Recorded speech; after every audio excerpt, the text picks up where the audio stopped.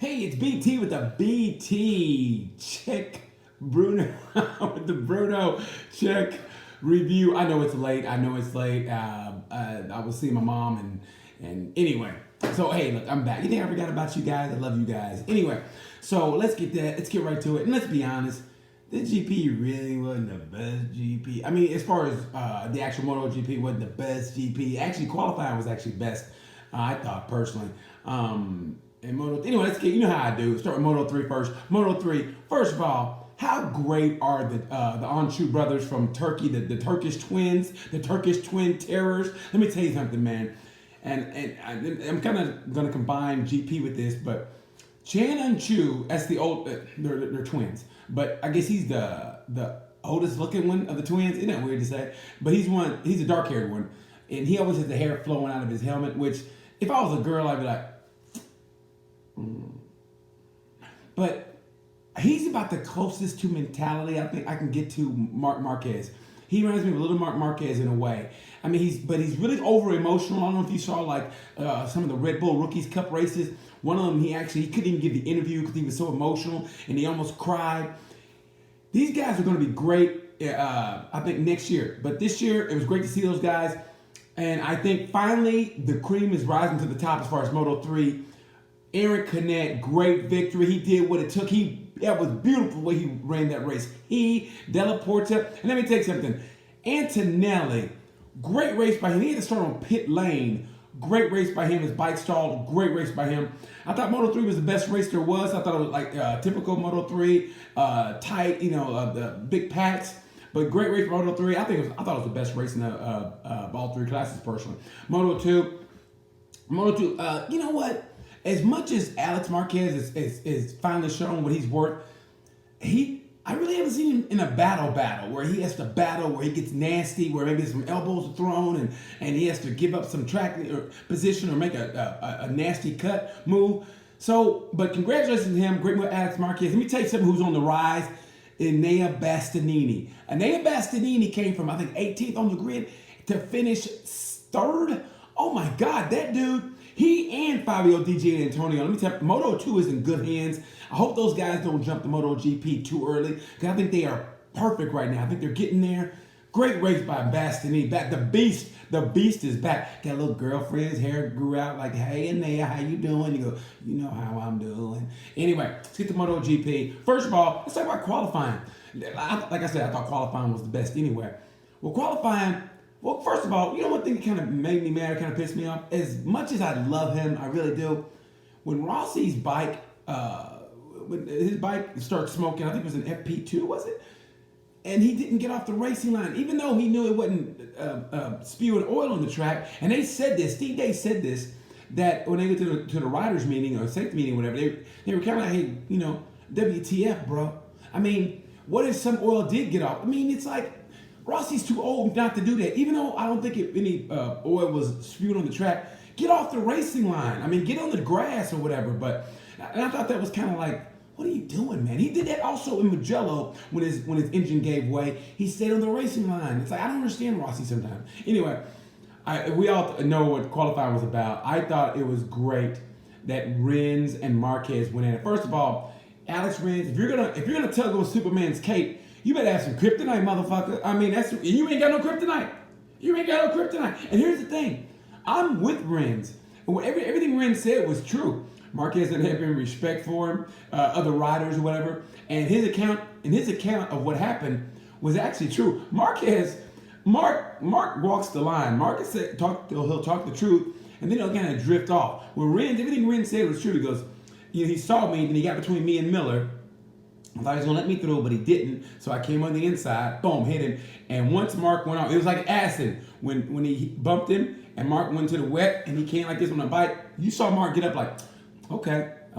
That's how we going to do. Remember acid, that's how we going to do? That's how we going to do. And you saw what he did. You could see inside his helmet. You could see the red mist in his helmet. When he caught up to him, remember? And they were going, and Mark broke into the turn, and Mark kind of went wide and his leg a little wider than it had to be, and then they went into the pit lane, and pit lane did narrow up, and they got real close, and Mark kind of did this, and then Mark kind of pushed him like that, kind of that passive aggressive. Stop it. Stop it. I thought it was funny. I thought it was beautiful. I thought it was great. But Mark was coming close to those tires, and you do gotta assert yourself when you're alpha male. And let's just be honest. Here's what it is. When you're the best, when you're better than everybody else, or you're the best, you're the champ. Let me tell you, you got to have a certain mentality to where you don't give a shit. It's like, yeah, I like when Floyd Mayweather was fighting Oscar De La Hoya and he stole his bag, and Oscar said, "You stole my bag," and Mayweather went, "Yeah, I did it. So what you gonna do about it?" I did. What you gonna do about it? I mean, it's kind of a dick move, but that's what you got to do sometimes to be the best. I mean, you got to like kind of go, "Yeah, I did it," but what are you gonna do about it? So you got to have that mentality. Like, you can't be like, "Excuse me, I'm so sorry. Excuse me, sorry." You got to be like, "Yeah, I did it," and Mark ain't afraid to dish out the fight when it comes on the track. But like I said, he kind of denies it. Mark's account was, I saw Miller, I got behind Miller, then Green's came beside me. And then so, I mean, it's just racing. And and then he'll go, come on, Mark. But like I said, that's a winner's mentality. Also, what I thought was kind of hilarious, not really hilarious, but how Nakagami is kind of playing hardball with HRC. He's kind of like, listen, I want to get a 2020 bike, and I want to have the same specs as Crutchlow. And Crutchlow was like, you ain't really that good, bro, to be having specs like me. So and they say he and Cal's relationship is not really great. And I don't know, man. It's a little I don't know, hazy, a little shit talking here. I don't know what it is, but I thought that was the best part of the whole weekend, personally.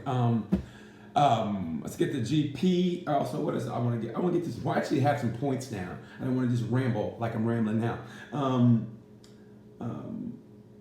Anyway, I talk about the race. The race, and people I saw on social media, some people were bitching about the start of the race, whatever. Let me tell you something. Yeah, the other parts of the track were dry, but at the start of the race, and you're going into turn one, and you got this much standing water. That's why Valentino was talking to Carmen Esbalata, and he was like, hey, listen, man. You got to do something. And so I have no problem with that. When it comes to safety, it's motorcycles, man. It's not F1. So, you got to be safe. I was all for that.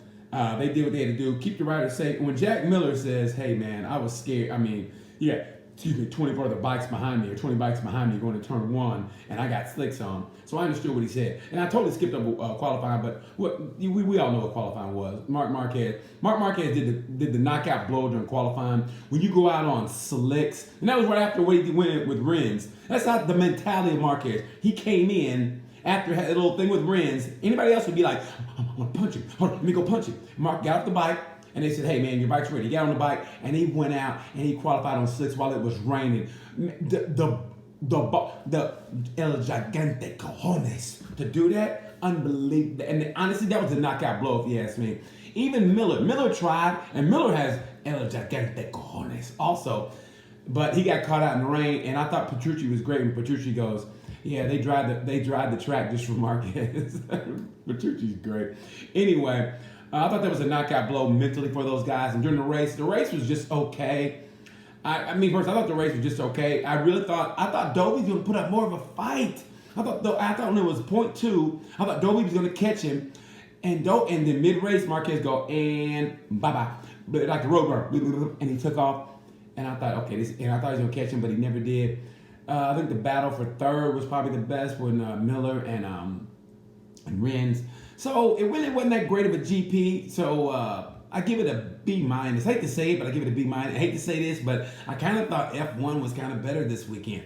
I rarely ever say that. And I love GP. It's hard to say that. I love GP. They can't help it. But I kind of thought F1 was better this weekend. So that's why on these points, before I leave, on these points are, I try to do this under 10 minutes, and I just get so amped about GP. And so thank you guys for watching. Anyway, here's what I think, honestly, what's going to happen.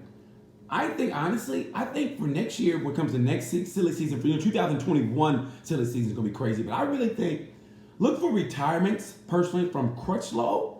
Because Crutchlow's happy. He's got a daughter. He's had some hard crashes. And you got to think at the end of the day, when it's all over after next year, he's got to be like, you know what? I'm happy. I got a wife I love. I got a beautiful wife. I got a beautiful daughter. He's living in not Los Angeles, but living in Southern California. He's got a good life, It's like, I think he said previously he wants to go to Moto America before it's all over. So I think for Crutchlow to retire after 2020, and he's going to be living in the States and go to Moto America, which I think would be great for Moto America.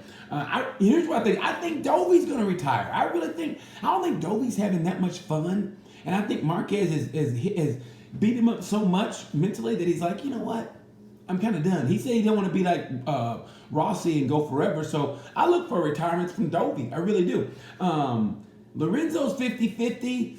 I think next year. I think Rossi's last year. I think is next year. I hate to say it. I really do. I think his next year is last year. And honestly, I think not retirement, but I think Petrucci's going to get pushed out after next year. I think it's Bagnaia or Miller. Somebody's going to get that Ducati seat. Who knows? Maybe Marquez. You never know. Because 2021 silly season, 2020 silly season, going to 2021 is going to be nuts. It's going to be bananas. So I don't know what's going to happen. Marquez's contract's up, and look for Marquez to leave. You never know. And I personally think he wants to be on the team with his brother. His brother's probably going to get a factory ride as well. He kind of should, I guess. I mean, he's going to earn it. But anyway, so that's what I think. And you know what? And my heart goes out to Ducati. Man, what happened to the press officer? The press officer, rest in peace. I mean, that had to weigh on those guys' minds. That guy was alive. They went there Wednesday night, wake up Thursday, and he died. I mean, that's, man, that hit me. And I think I saw that guy. I think he was at a World Superbike in Laguna. I think he was. Anyway, let's go. Let's get to the rider. I thought the race was an overall B-. I thought the rider of the race for Moto3, Aaron Canet. Hey, the big dog just showed up. Aaron Canet, Blockhead, Rocky, Robert De Niro, Raging Bull, rider of the race. Heartbreak in Moto3, Antonelli. Antonelli had the pace, and to almost be on the podium for, why am I talking so loud? To almost be on the podium after starting for pit lane, that was incredible what he did. Rider of the race, Moto2, Bastianini, Enea Bastianini, that dude was coming. Good for him. Heartbreak for Moto2. Got to give it to Navarro. Navarro had that podium. Bastianini stole it, but he stole it in the right way. He earned it. It wasn't dirty. He just passed and gave a good pass. Anyway, MotoGP, we take him for granted. Rider of the race, Marc Marquez. What he did, he delivered the knockout blow. What he did was incredible. Rider of the race. Heartbreak, I got to give it to Vinales. I kind of want to go with the team Ducati, what they went through with the press officer. But as far as the racing goes, I got to give it to Vinales. He had the pace to win, and then the rains came, and then, man, I don't know what happened. But so I got to give it to Vinales / Team Ducati, man. What they went through, I can't imagine. Anyway, sorry it was so late. Thank you guys for watching. Sorry this is so long. Like I said about Love GP. Anyway, thank you for watching. Give me some feedback, whatever. Tell me what you thought of the race. Thanks for watching. BT MotoGP Brno review. Until then, you know the word.